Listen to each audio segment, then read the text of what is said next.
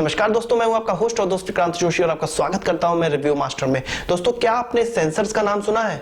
जरूर सुना होगा। आपके फोन या किसी दूसरी चीजों में सेंसर्स हमें बहुत ही आसानी से देखने को मिल जाते हैं, पर क्या आपने ट्रांसड्यूसर्स का नाम सुना है? आपको ये जान के बड़ा आश्चर्य होगा कि ट्रांसड्यूसर्स भी सेंसर्स की फैमिली से ही आते हैं, पर इनमें थोड़ा सा अंतर होता है। तो इस वीडियो में मैं आपको बताऊंगा इन दोनों में क्या अंतर होता है, ट्रांसड्यूसर्स होते कहां हैं और दैनिक जीवन में हम ट्रांसड्यूसर्स को कहां पर देख सकते हैं। तो चलिए जान लेते हैं।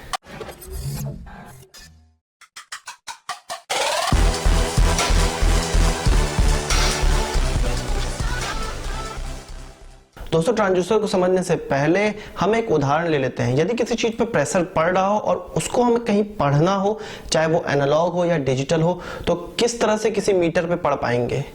यदि वो प्रेशर इलेक्ट्रिकल एनर्जी में कन्वर्ट हो जाए और किसी हमें मीटर पे मिल जाए तो हम उसको आसानी से पढ़ सकते हैं। इसी प्रकार यदि कहीं हमें टेम्परेचर पढ़ना हो तो उसको कैसे पढ़ पाएंगे? वो टेम्परेचर हमें कहीं इलेक्ट्रिकल एनर्जी के रूप में मिल जाए तो हम किसी ना किसी डिवाइस से उसको पढ़ पाएंगे, उसको मेजर कर पाएंगे। तो यही सारे काम ट्रांसड्यूसर्स करते हैं। कोई भी फिजिकल क्वांटिटी, चाहे वो प्रेशर हो, टेम्परेचर हो, इलेक्ट्रोमैग्नेटिक हो या एकॉस्टिक हो, किसी भी प्रकार की फिजिकल क्वांटिटीज को इलेक्ट्रिकल क्वांटिटीज में चेंज करने वाली चीजों को हम ट्रांसड्यूसर्स कहते हैं। ट्रांसड्यूसर को थोड़ा और अच्छे से समझते हैं और एग्जांपल लेके समझते हैं। आपने अपने फोन में या घरों में स्पीकर्स तो जरूर देखे होंगे। यह भी एक ट्रांसड्यूसर्स का एप्लीकेशन है। आप जानते हैं कि जब स्पीकर्स को इलेक्ट्रिकल एनर्जी दी जाती है तो वो उसको एकॉस्टिक एनर्जी यानी कि आवाज में चेंज कर देता है। और अपने माइक्रोफोन्स तो जरूर देखे होंगे। माइक्रोफोन को जब एकॉस्टिक एनर्जी दी जाती है तो वो इलेक्ट्रिकल एनर्जी में चेंज हो जाती है और वो कहीं जहां पे हमें रिकॉर्ड करनी है या उसको एम्पलीफाई करके किसी स्पीकर पे सुनना है तो हम आसानी से सुन पाते हैं। तो यह दोनों भी ट्रांसड्यूसर्स के ही उदाहरण हैं। अब हम बात कर लेते हैं सेंसर्स की। यह जरूरी नहीं कि सारे सेंसर किसी भी प्रेशर या टेम्परेचर या इलेक्ट्रोमैग्नेटिज्म को डिटेक्ट करके उसको इलेक्ट्रिकल क्वांटिटीज में चेंज करें। उसको एनालॉग या डिजिटल क्वांटिटीज में भी वो चेंज कर सकते हैं। इसलिए ऐसा हम कह सकते हैं कि सेंसर्स भी ट्रांसड्यूसर्स के फैमिली से आते हैं, पर सारे ट्रांसड्यूसर्स सेंसर्स नहीं होते हैं।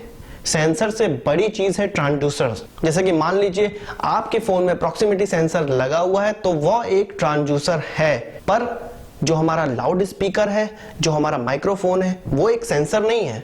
तो हम बहुत आसानी से समझ सकते हैं कि हमारे आसपास की ऐसी सारी फिजिकल चीजें जिन्हें हम इलेक्ट्रिकल रूप में पढ़ना चाहते हैं या उसकी चीज कहीं पर रीडिंग लेते हैं तो उनको हम ट्रांसड्यूसर्स का इस्तेमाल करके पढ़ पाते हैं। आप ट्रांसड्यूसर का एक और फिजिकल उदाहरण ले सकते हैं, जैसे कि हमारे घरों में लगा एंटीना। हमारे आसपास इलेक्ट्रोमैग्नेटिक किरणें होती हैं जिनमें कई ढेर सारे चैनल्स, हमारे फोन के चैनल्स, हमारे इंटरनेट के चैनल घूमते रहते हैं और उसको स्पेसिफिक एंटीने से कैच किया जाता है। स्पेसिफिक एंटीना कैच करने का मतलब यह होता है कि यदि हमारे टीवी में कोई एंटीना लगा हुआ है तो वह इलेक्ट्रोमैग्नेटिक जो भी सिग्नल है उसको चेंज कर देता है इलेक्ट्रिकल सिग्नल में और वह चीज हमें मिलती है अपने टेलीविजन पे।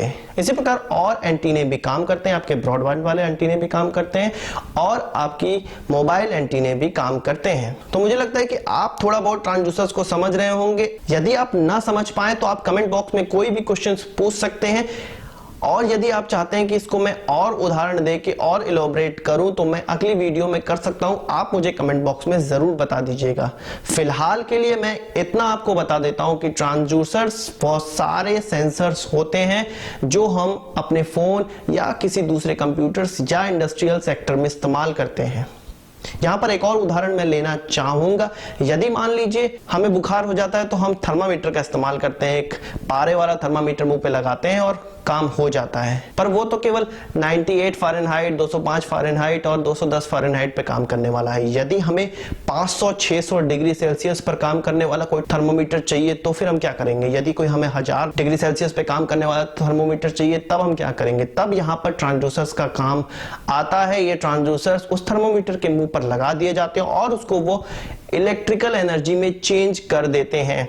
यहां पर यह भी जान लेना आपके लिए जरूरी है कि ट्रांसड्यूसर दो प्रकार के होते हैं, एक्टिव ट्रांसड्यूसर्स और पैसिव ट्रांसड्यूसर्स। एक्टिव ट्रांसड्यूसर्स वो होते हैं जिनको एनर्जी जनरेट करने के लिए बाहर से इलेक्ट्रिकल एनर्जी की भी जरूरत पड़ती है और पैसिव ट्रांसड्यूसर्स वो होते हैं जो ऑटोमेटिक इलेक्ट्रिकल पल्स जनरेट करते हैं जब कोई फिजिकल क्वांटिटीज में चेंज होता है, जैसे कि पीजो इलेक्ट्रिक क्रिस्टल, यदि उस पर प्रेशर पड़ेगा तो वो इलेक्ट्रिकल एनर्जी जनरेट करता है। और हमारे माइक्रोफोन, यदि उन पे कोई एकॉस्टिक एनर्जी पड़ती है तो वो इलेक्ट्रिकल एनर्जी जनरेट करने के लिए पावर लेते हैं। तो इसी प्रकार के सारे ट्रांसड्यूसर्स अलग अलग तरीकों से काम करते हैं। और यदि आपको यह वीडियो पसंद आई हो तो इसको एक बड़ा थम्स अप जरूर दीजिएगा। मैं थोड़ी सीरियस वीडियो बनाने की सोच रहा था, तो एक ये एक्सपेरिमेंट है, आशा करता हूं आपको ये वीडियो पसंद आएगी। इस प्रकार की अन्य वीडियो चाहिए आपको तो कमेंट बॉक्स में जरूर बता दीजिएगा। और यदि आपने हमारा चैनल अभी तक सब्सक्राइब नहीं किया है तो उसे भी कर लीजिए, क्योंकि हम इस प्रकार की वीडियोस लाते रहते हैं। नमस्कार, थैंक यू।